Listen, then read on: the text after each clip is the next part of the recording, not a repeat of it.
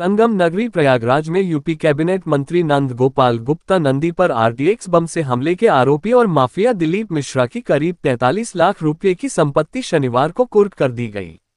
इस संपत्ति को अपराध से अर्जित संपत्ति मानते हुए गैंगस्टर एक्ट की धारा 14(1) के तहत कार्रवाई की गई। ये संपत्ति नैनी थाना क्षेत्र के छिवकी इलाके में स्थित एक मकान है।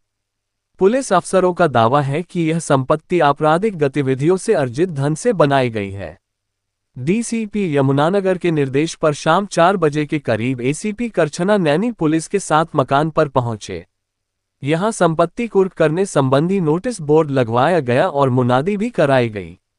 साथ ही यह घोषणा भी की गई कि यह संपत्ति अपराध से अर्जित है और इसे गैंगस्टर में कुर्क किया गया है।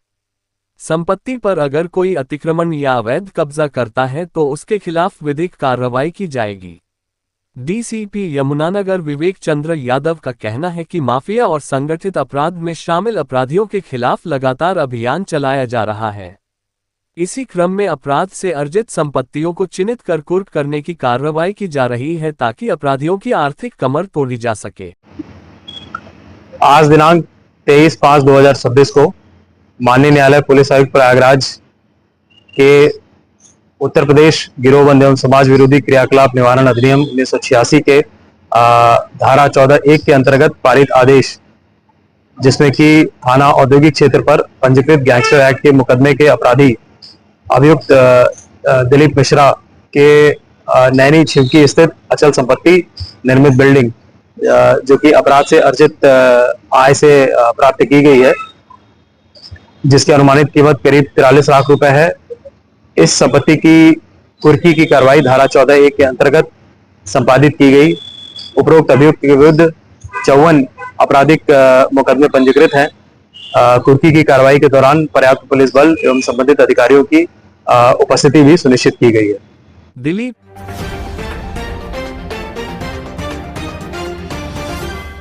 सीएम योगी की पुलिस एक बार फिर से एक्शन मोड में है। प्रयागराज पुलिस ने संगठित अपराध के खिलाफ बड़ी कार्रवाई करते हुए कुख्यात नकल माफिया और गैंग लीडर सोनू सिंह यादव की 60 लाख रुपए की अचल संपत्ति कुर्क की है। ये कार्रवाई सोरांव तहसील में 23 मई 2026 को उत्तर प्रदेश गैंगस्टर एक्ट की धारा 14(1) के तहत की गई। सोनू सिंह यादव, जो कटरा कोरिहार नवाबगंज कमिश्नरेट प्रयागराज निवासी स्वर्गीय मिश्रीलाल के पुत्र हैं, ने अपनी पत्नी शारदा यादव के साथ मिलकर अपराध से अर्जित धन से यह संपत्ति खरीदी थी। कुर्क की गई संपत्ति में आराजी संख्या 366.0.138 हेक्टेयर और आराजी संख्या 367.0.140 हेक्टेयर शामिल हैं। कुल 0.2780 हेक्टेयर में से विक्रेता वसीम के 0.0695 हेक्टेयर के आधे भाग यानी 347.5 वर्ग मीटर को जब्त किया गया है।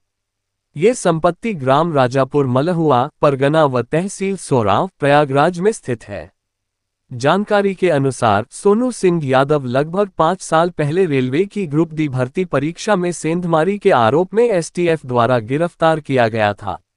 जांच में खुलासा हुआ था कि वह अपने कुछ साथियों के साथ मिलकर प्रतियोगी परीक्षाओं में धांधली कर छात्रों को अनुचित लाभ पहुंचाते हुए नौकरी दिलाने का काम करता था।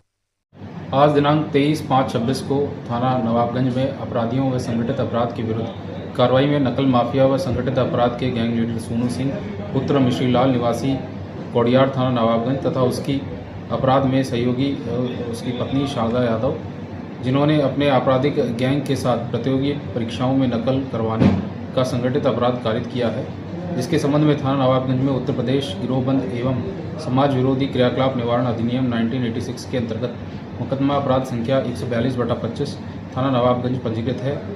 उक्त अभियोग में धारा 14(1) के प्रावधान के तहत नकल माफिया सोनू सिंह व उसकी पत्नी शारदा के द्वारा अपराध से अर्जित अचल संपत्ति, जो कि ग्राम राजापुर मलुहा तहसील सोरांव में स्थित है, को आज एसडीएम सोरांव तथा एसीपी सोरांव की मौजूदगी में कुर्क किया गया है। उक्त संपत्ति की बाजार में कीमत लगभग 60 लाख आंकी गई है। गैंग लीडर सोनू के विरुद्ध विभिन्न थानों में 7 तथा शारदा के विरुद्ध 3 अभियोग पंजीकृत हैं। इस प्रकार से निरंतर संगठित अपराध और अपराधियों के विरुद्ध कार्रवाई प्रचलित रही। इस मामले की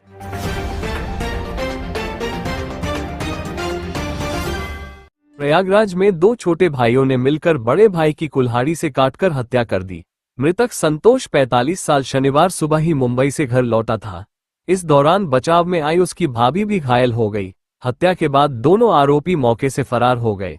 चीख पुकार सुनकर आसपास के लोग मौके पर पहुंचे और पुलिस को सूचना दी। पुलिस ने शव को कब्जे में लेकर पोस्टमार्टम के लिए भेज दिया, जबकि घायल महिला को अस्पताल में भर्ती कराया। मृतक की पत्नी अर्चना की तहरीर पर 5 नामजद लोगों के खिलाफ एफआईआर दर्ज की गई है। यह वारदात मोवाइमा थाना क्षेत्र में शनिवार सुबह करीब 8 बजे हुई। संतोष की पत्नी अर्चना की तहरीर पर पुलिस ने 5 लोगों के खिलाफ मुकदमा दर्ज किया है। आरोपियों में अशोक कुमार विश्वकर्मा 37 साल, विनोद कुमार विश्वकर्मा 33 साल, अशोक की पत्नी नीलम विश्वकर्मा 35 साल, विनोद की पत्नी नीलम विश्वकर्मा 30 साल और अशोक का बेटा रोहित शामिल है। थाना महुआइमा के अंतर्गत आज सुबह 9 बजे के आसपास थाने पर सूचना प्राप्त हुई कि ग्राम बादलपुर में मकान व पैतृक भूमि के बंटवारे को लेकर सगे भाइयों में वाद विवाद व मारपीट हुई है, जिसमें बड़े भाई जिसका नाम संतोष कुमार है की मृत्यु हो गई है। सूचना पर तत्काल थाना पुलिस पहुंची तथा मेरे द्वारा और फील्ड यूनिट के द्वारा भी घटनास्थल का निरीक्षण किया गया। जानकारी करने पर ज्ञात हुआ कि पैतृक जमीन पर पूर्व में बड़े भाई संतोष द्वारा अपना मकान बना लिया गया था तथा उसी जमीन में अन्य 2 भाई विनोद तथा अशोक द्वारा अपने हिस्से में मकान का निर्माण किया जा रहा था। उसी दौरान रास्ता छोड़ने को लेके संतोष तथा उसके 2 छोटे भाइयों के बीच में वाद विवाद और मारपीट हुई। उसी दौरान जो अशोक और विनोद द्वारा फावड़े से वार करके संतोष पे चोट पहुंचाई गई, जिसके कारण उसकी मृत्यु हो गई है। शव का मृत्यु का सही कारण जानने हेतु पोस्टमार्टम के लिए मोर्चरी भेजा गया है, जहां पंचायत नामा भर विधिक कार्रवाई प्रचलित है। मृतक की पत्नी से तहरीर प्राप्त कर अभियोग पंजीकृत कर अग्रिम विधिक कार्रवाई की जाएगी। घटना के संबंध में एक संदिग्ध को पुलिस द्वारा हिरासत में लिया गया है। मौके पर शांति व्यवस्था कायम है।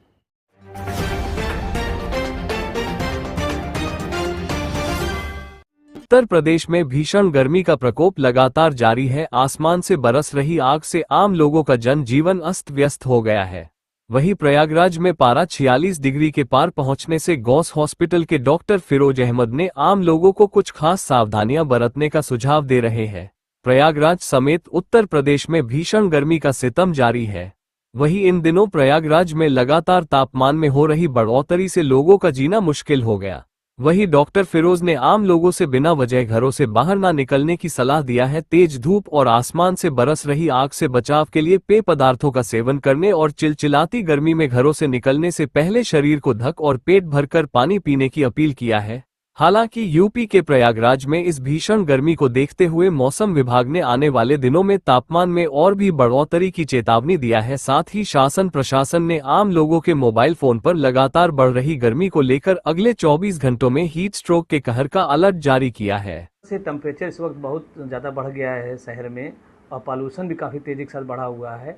तो सबसे पहले कि हम अगर घर से निकलते हैं तो घर से निकलते वक्त अपने पास पानी की बोतल रखना चाहिए और गमछा या छतरी रखना चाहिए, जिससे धूप से बचें। और ख़ास ख्याल रखें कि जब ज़रूरत ना हो तो जैसे दोपहर में 12 बजे से लेकर 3 बजे तक निकलें ही ना। बहुत ज़रूरी हो तो निकलें, तो मगर इस सब चीज़ों का जितना हमने बताया उसका पूरा इस्तेमाल करें। और इस्तेमाल करने के बाद अगर घर लौटें तो घर लौटने के बाद तुरंत फ्रीज से पानी निकाल के ना पिएँ। कुछ देर 10 मिनट वेट करें और पानी का भी टेम्परेचर को नॉर्मल होने दें, फिर इस्तेमाल करें। और देखिए, ख़ास तौर के घर से निकलने से पहले आपको एक ख़ास ख्याल रखना है कि पानी को अच्छी तरह पी के निकलें, जिससे कि हाइड्रेट रहें। और जो अक्सर होता है क्या है, लोग पानी पी के नहीं निकलते और डिहाइड्रेट हो जाते हैं, जिसकी वजह से तमाम कॉम्प्लिकेशन आते हैं। किन प्रकार की समस्या होती है? देखिए, इसमें जो सबसे आम होती है डिहाइड्रेट होने पे लूज मोशन है, उल्टी है, लेटरिन है, पेट में दर्द है। इस तमाम तरह की परेशानियों को से हमको लोगों को सामना करना पड़ता है। तो हम आपको इससे बताना चाहेंगे कि सादा खाना खाएं, लिक्विड डाइट का ज़्यादा इस्तेमाल करें, इलेक्ट्रॉल, एनर्जाल, इस तरह की तमाम जो चीज़ें इस वक्त हैं उसका ज़्यादा से ज़्यादा इस्तेमाल करने की कोशिश करें। दही वगैरह है, सैलड है, ये सब चीज़ों का इस्तेमाल करें।